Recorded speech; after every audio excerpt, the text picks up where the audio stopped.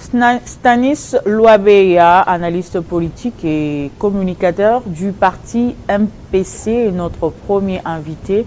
Bienvenue. Merci beaucoup, madame le journaliste. Votre parti est membre de l'Union sacrée de la Nation, c'est ça? Oui. Alors, l'actualité reste dominée par l'appel au dialogue de Martin Fayulu. Qu'en dites-vous à l'Union sacrée de la Nation? Merci pour la parole et surtout pour la question. Comme je venais de le dire, je suis analyste politique et communicateur du parti politique Ma Part pour le Congo, parti cher à son excellence Étienne Tshisekedi Ouattsekedi, le grand frère du chef de l'État. Étant parti de l'Union sacrée, nous soutenons la vision du chef de l'État. Voilà pourquoi, par rapport à la question que vous venez de me poser, la démarche de Martin Fayulu s'inscrit dans le cadre de la liberté de penser, dans la liberté de réflexion. En tant que citoyen congolais, il a réfléchi par rapport à ce que lui il trouve comme schéma qui peut nous amener à la paix dans notre pays. Mais par rapport à nous, nous nous sommes posé plusieurs questions, notamment celle de savoir, au moment où le chef de l'État, Félix Antoine Tshisekedi Tshilombo, lors de son premier mandat, si vous vous rappelez bien, au moment de son discours d'investiture, il avait tendu la main à l'honorable Martin Fayulu. À l'époque, si je me souviens bien, on avait dit, on ne sait pas si cette main qui nous est tendue, elle est sale ou propre. Aujourd'hui, après que le président de la République ait organisé les consultations présidentielles qui ont abouti au gouvernement de l'Union sacrée de la Nation, on trouve que Martin Fayulu n'a jamais accepté de prendre part à ces consultations présidentielles. Mieux vaut tard que jamais. Il vient maintenant d'accepter que le dialogue ait lieu. Alors, il y a un problème qui se pose au niveau de l'opposition. Il y a plusieurs fois qui s'élèvent pour dire Martin Fayulu veut aller à la mangeoire, raison pour laquelle nous trouvons que l'opposition doit d'abord se concerter, dialoguer à l'interne pour trouver le porte-parole de l'opposition. Alors, si le porte-parole de l'opposition est trouvé, sûrement il n'y aura pas de gens qui vont s'opposer à gauche ou à droite par rapport à certaines initiatives. Aujourd'hui, au moment où nous parlons, nous pensons que le chef de l'État, il est au four et au moulin. Sur le plan diplomatique, nous l'avons vu rencontrer les présidents des différents pays du monde. Sur le plan diplomatique, sur le plan sécuritaire, notre armée est en train de monter en puissance. Ça prouve à suffisance que, avec les services de sécurité en appui, donc, nous pouvons espérer que la paix va régner. Mais je ne sais pas si aujourd'hui, il y a le dialogue tel que initié par Martin Fayulu, sans pour autant rencontrer le président de la République, parce qu'il sait comment est-ce que cette proposition peut lui arriver. Mais là où nous trouvons qu'il y a une contradiction... Il propose un dialogue entre Congolais pour le retour de la paix. Il n'y a pas d'opposition, il n'y a pas de majorité. C'est bien beau de le dire, proposer le dialogue, oui, mais pour quelle finalité? La paix par rapport au dialogue? Non, mais là, ce que nous ne voulons pas, c'est qu'on puisse nous dire, il y a les groupes rebelles et ainsi de suite, parce que c'est là où on veut nous amener. Mais est-ce que Martin Fayulu reconnaît un dialogue sans partage de pouvoir? Voilà. Est-ce que Martin Fayulu reconnaît son Excellence Félix Antoine Tshisekedi Tshilombo comme président de la République? Parce que lui, il est dans le schéma de vérité des urnes. Tantôt, il ne reconnaît pas les résultats. Aujourd'hui, il faut aller au dialogue. Qui doit convoquer le dialogue? Qui a la légalité, la légitimité dans ce pays de pouvoir initier certaines démarches? Voilà pourquoi moi je me pose des questions. Et je trouve que Martin Fayulu, des fois, il avance tout en reculant. Il a dû accepter l'initiative du chef de l'État, participer aux consultations présidentielles, on n'en serait pas là. Tout ce qui peut être dit aujourd'hui, ça s'inscrit dans le cadre de propositions, oui, Mais le chef de l'État, au niveau des institutions, je pense que la solution sera trouvée. Pour le MPC, votre parti, c'est pas opportun maintenant d'organiser le dialogue, c'est ça? Pour nous, MPC, parti politique cher à son Excellence Étienne Tshisekedi Tshisekedi, nous trouvons que il y a une contradiction dans le chef de l'initiateur lui-même. Lorsqu'il s'agit de saisir la main du chef de l'État, il ne la saisit pas. Lorsque on avance, lui, il veut que l'on puisse rentrer à la case du départ. Je pense qu'au niveau des institutions, la réponse sera donnée et le chef de l'État et toutes les institutions du pays sont à pied d'œuvre pour que la paix règne dans ce pays. L'armée, la police, les services de sécurité, notre diplomatie, et c'est tout le monde qui parle du Congo. Aujourd'hui, le Congo qui n'était pas écouté, aujourd'hui nous sommes écoutés à travers le monde, à travers l'Afrique. Et lorsque le chef de l'État parle, on sait que c'est la voix du peuple congolais. Ah donc, pour que nous puissions parler du dialogue comme proposition, oui, c'est son droit le plus légitime en tant que citoyen congolais. Mais sous quel format, qui ont adhéré à sa démarche, ça n'engage que lui, personnellement ou au niveau de notre parti.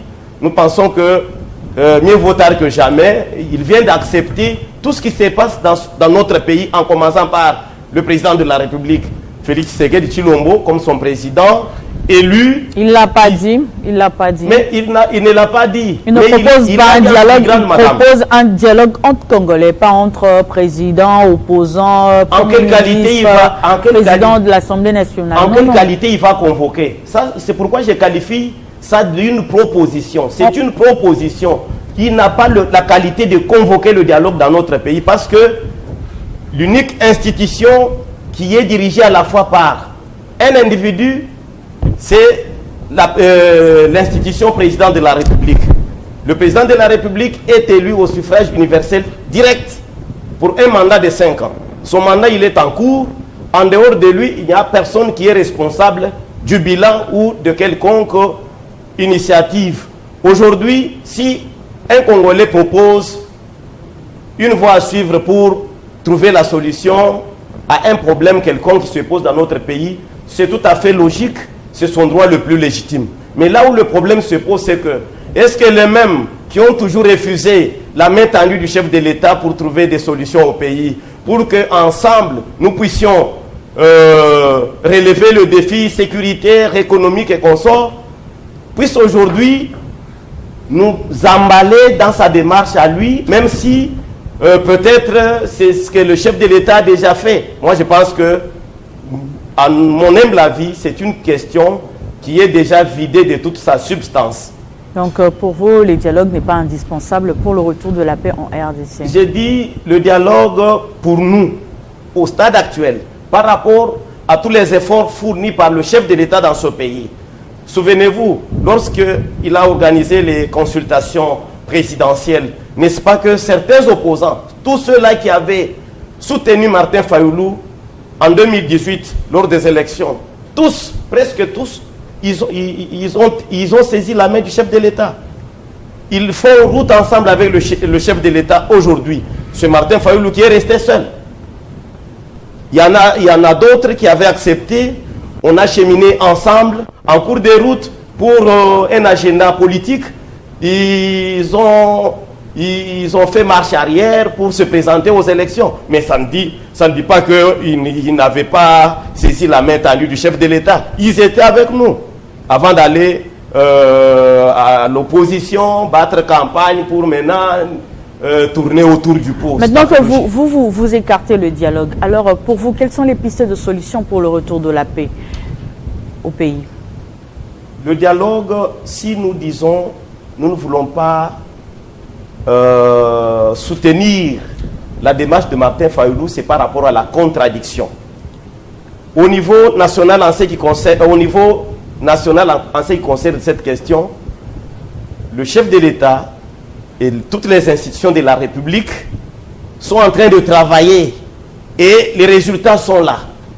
Au niveau international, au niveau régional, nous avons le processus de Luanda, nous avions le processus de Nairobi.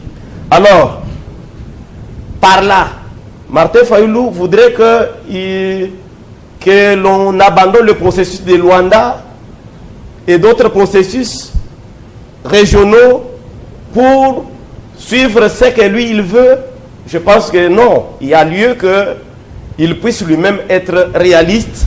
Maintenant que vous parlez du processus de Luanda, comment jugez-vous le travail du médiateur angolais? Le travail du médiateur angolais, lorsque nous analysons, nous trouvons qu'il joue bien son rôle. Mais c'est à nous de pouvoir tirer le drap de notre côté lors des négociations. Ça, il nous revient à nous de pouvoir nous imposer aussi en termes de stratégie, en termes d'arguments, que nous puissions avoir des négociateurs très forts pour que nous puissions obtenir un bon résultat. Mais par rapport à la démarche de Martin Fayulu, nous pouvons nous rencontrer, mais nous n'allons pas mettre fin au processus de Luanda. Donc vous vous attendez à un bon résultat au processus de Luanda, c'est ça? Ce sont les deux processus. Alors que pour plusieurs observateurs, ces processus, ces pourparlers vont accoucher d'une souris. D'une souris, non, mais c'est tout à fait logique, c'est leur observation. Mais nous sommes optimistes, raison pour laquelle nous tenons à ces processus, parce que ce sont ces deux processus qui sont soutenus à l'international, au niveau de l'ONU. Les grandes puissances soutiennent bien, surtout le processus de Luanda, pour que la paix règne à l'est de notre pays. Et aujourd'hui, s'il y a un Congolais qui propose le dialogue, peut-être pour faire diversion et que nous puissions perdre l'essentiel de ce qui se passe à Luanda, je pense que ce n'est pas du tout acceptable. Il y a lieu que nous puissions être réalistes, voir ce qu'il y a sur terrain, qu'est-ce qui est déjà fait, qu'est-ce qui reste à faire, où est-ce que nous allons, ce que nous proposons aujourd'hui en tant qu'opposition, est-ce que nous sommes sûrs d'amener un bon résultat? Et si nous proposons, comment est-ce que ça va se passer? Lui-même, il ne sait pas comment ça va se passer, parce que quand on ne reconnaît pas la victoire de son Excellence Félix-Antoine Tshisekedi Tshilombo, il y a déjà un problème. Parce que qui doit convoquer le dialogue? C'est Martin Fayulu? Je ne pense pas. Voilà pourquoi, en tant qu'analyste politique et communicateur de ma part pour le Congo, parti cher à son Excellence Etienne Tshisekedi, ou à Tshisekedi, je pense que notre frère honorable Martin Fayulu, en tant que citoyen, il en a le droit. Vous avez évoqué les pourparlers de Luanda. La RDC y est en position de force ou de faiblesse? Par rapport au processus, lorsque le médiateur travaille, c'est pour que la paix règne. Et lorsque les partis se présentent devant le médiateur, chaque parti a un agenda. Position de force ou de faiblesse? La RDC notamment. La RDC est en position de force. En tout cas, jusque-là, nous sommes en position de force. Raison pour laquelle vous avez suivi qu'il y aura le cantonnement de M23, même si le M23 se dit n'est pas concerné par le dialogue de Luanda. Nous sommes en position de force parce que par ce processus de Luanda, nous avons identifié le mentor de tous ces groupes rebelles qui est le régime rwandais, parce que au lieu de dialoguer avec le M23 directement comme le M23 le voulait, le chef de l'État, donc le gouvernement congolais, a dit non, derrière le M23 il y a le régime rwandais. Au lieu de dialoguer avec le M23, nous pensons qu'il faut dialoguer directement avec le Rwanda, et c'est sous certaines conditions. Et si aujourd'hui à Luanda, ce sont les deux délégations, la délégation RD congolaise et la délégation rwandaise, qui dialoguent autour du médiateur pour que la paix règne à l'est de notre pays, nous trouvons que la RDC est en position de force, parce que cet argument de taille que la RDC a toujours brandi partout, aux Nations Unies, à l'Union africaine, aux organisations sous-régionales, cet argument vient d'avoir toute son importance, et la preuve est là, c'est le Rwanda qui finance la guerre à l'est du pays, raison pour laquelle le Rwanda est en train de négocier avec la RDC autour du médiateur de telle sorte que la paix règne. De ce fait, si le Rwanda se retire du sol congolais, aucun groupe rebelle, M23 soit-il, ne va plus nous causer du tort. Sa capacité de nuisance sera réduite, ne fût-ce qu'à 90%. Et le 10%, je pense que c'est déjà un échec. Alors, que craint aujourd'hui l'Union sacrée de la nation qui rejette en bloc la proposition de Martin Fayoulou pour le dialogue? Vous craignez quoi? L'Union sacrée de la nation ne craint absolument rien. Pourquoi? Parce que lorsque notre frère, honorable Martin Fayoulou, fait sa proposition en tant que Congolais, comme je venais de le dire, c'est son droit le plus légitime. Mais si nous trouvons que ce temps-là est déjà révolu, le chef de l'État a marché sur cette lancée. Vous craignez peut-être le partage de postes? Non, non. Lui-même, vous l'avez dit, le dialogue que prône Martin Fayoulou, ce n'est pas pour se partager le pouvoir. Mais ça peut déboucher à cela. Non, non, non, non. Vous l'avez dit vous-même que, d'après lui, le dialogue, ce n'est pas pour se partager le pouvoir, c'est pour apporter des solutions. Le dialogue entre Congolais en RDC. Mais si c'est ça son agenda, il doit être clair. Si c'est ça son agenda, il doit être clair, il doit faire sa proposition, il sait comment ça va parvenir au chef de l'État. C'est au chef de l'État de juger. C'est justement ce que craint l'Union sacrée, c'est ça? Non, l'Union sacrée n'a aucune crainte. Par rapport à quoi? Parce que vous avez déjà du mal à partager le gâteau à l'Union sacrée et maintenant nous n'avons pas du mal. L'opposition? Nous n'avons pas du mal parce que dans une famille, lorsque on sert A, B veut qu'il soit servi. Et il y en a aussi au sein d'une même famille qui trouvent que ce qu'on a donné à l'autre est plus grand que ce que l'on m'a donné. C'est moi qui mérite ce qu'il a et ce qu'on m'a donné, je ne le mérite pas. Mais dans l'entretemps, il est en train de consommer. C'est tout à fait logique. Parce qu'à l'Union sacrée, pour vous montrer qu'il peut y avoir des petites divergences d'opinion, et c'est ça la démocratie. Mais par rapport à l'unité de l'Union sacrée, tous les ténors de l'Union sacrée ne jurent que sur l'unité de l'Union sacrée de la nation. Mais qui dénonce aussi de l'injustice. C'est tout à fait logique. C'est tout à fait logique. En démocratie, il faut aussi s'exprimer. Si vous trouvez qu'il faut que je réclame plus que ce qu'on m'a donné, c'est votre droit. Vous pouvez réclamer. Il n'y a personne qui vous empêche de réclamer. Ce qui est mauvais, c'est lorsqu'on veut nuire à l'Union sacrée, peut-être pour son démantèlement. Mais jusque-là, tous les ténors, ça je vous le jure madame, tous les ténors de l'Union sacrée ne jurent que sur l'unité autour du président de la République qui est la haute autorité de cette union. Donc, tout le monde qui réclame s'adresse à qui? C'est au président de la République. C'est comme les enfants dans une famille. Quand un enfant pleure, il s'adresse à ses parents. Il s'adresse à son père pour dire que non, papa, ne m'oubliez pas, voici ce qu'on m'a donné. Mais papa lui-même, il sait que ce que j'ai donné, c'est pour satisfaire tous mes enfants. Mais s'il y a un enfant qui réclame, c'est tout à fait logique. Il en a le droit et les autres aussi ont droit de pouvoir se maintenir. Les autres qui seront peut-être servis au prochain gouvernement, le chef de l'État l'a annoncé pour janvier, qu'en dites-vous? Bon. Le MPC a été servi? Absolument, MPC est servi parce que... Et vous êtes content? Nous sommes contents, nous, MPC. Nous sommes servis. D'ici peu, il y a des nominations au niveau des entreprises publiques. Sûrement, on va aussi servir les autres de telle sorte que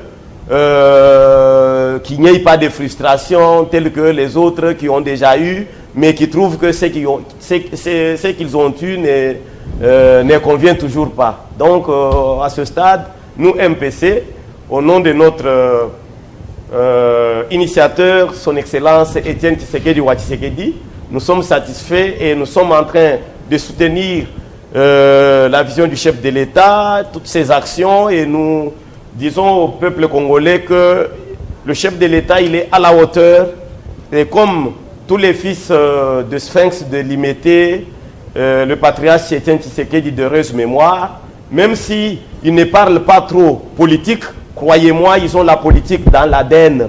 Donc tous, ils sont des politiciens, ils connaissent bien la politique, ils se battent nuit et jour, à côté de l'UDPS. Nous sommes les alliés de l'UDPS et c'est de cette façon-là que nous allons travailler. Mais pour l'heure, nous pensons que nous sommes satisfaits. Monsieur Stanis Loabeya, l'actualité, c'est aussi la tentative d'évasion au CPRK, ex-prison centrale de Makala, la société civile qui rejette les bilans du VPM de l'intérieur. Qu'en dites-vous? Il parle de 129 morts alors que la société civile parle de près de 600. Qu'en dites-vous? Votre réaction à cela? En tout cas, ce qui s'est passé à Makala, ça nous a consternés. Ça nous a consternés qu'il y ait moins de morts. On pouvait éviter ça selon le LGD de Matata Pognon. Nous, dans notre parti, MPC, MAPA pour le Congo, nous sommes consternés de ce qui s'est passé à Makala. Pourquoi? Parce que qu'il y ait beaucoup de morts ou qu'il y ait moins de morts, la vie humaine est sacrée. Nous déplorons ce qui s'est passé, raison pour laquelle nous présentons nos sincères condoléances à tout le peuple congolais en général et à toutes les familles éplorées en particulier. Ce qui s'est passé, effectivement, ce sont des choses qui arrivent. Souvenez-vous du cas Némoine d'Ansemi.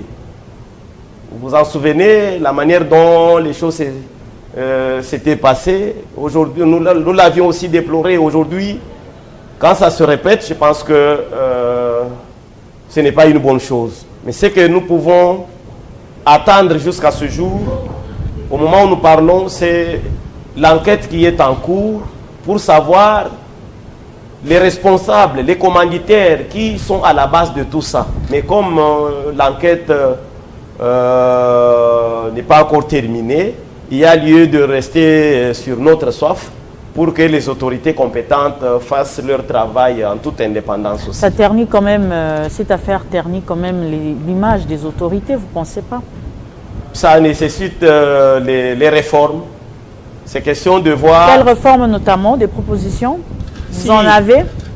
Les propositions, je pense que ça doit être présenté aux autorités compétentes parce qu'au moment où nous parlons, nous n'avons pas à brandir le tout sur la place publique. Donc, au sein de MAPA pour le Congo, comme c'est une contribution, MAPA pour le Congo, c'est pour dire ma contribution pour le Congo. Un parti méconnu de la population, du public quand même? Oui, c'est un jeune parti, mais ça ne veut pas dire que ce parti n'a pas fait de prouesses. Aux élections, nous avons un député moisson a été bonne. Par rapport à un jeune parti, nous pensons que nous sommes sur une bonne voie. Nous avons un député national, 2 députés provinciaux, un ministre provincial, un conseiller communal. Je pense que c'est déjà quelque chose pour un jeune parti. C'est pour dire que si nous serrons encore davantage, nous pensons qu'en travaillant durement, nous allons avoir de bons résultats, plus que ça, en 2028.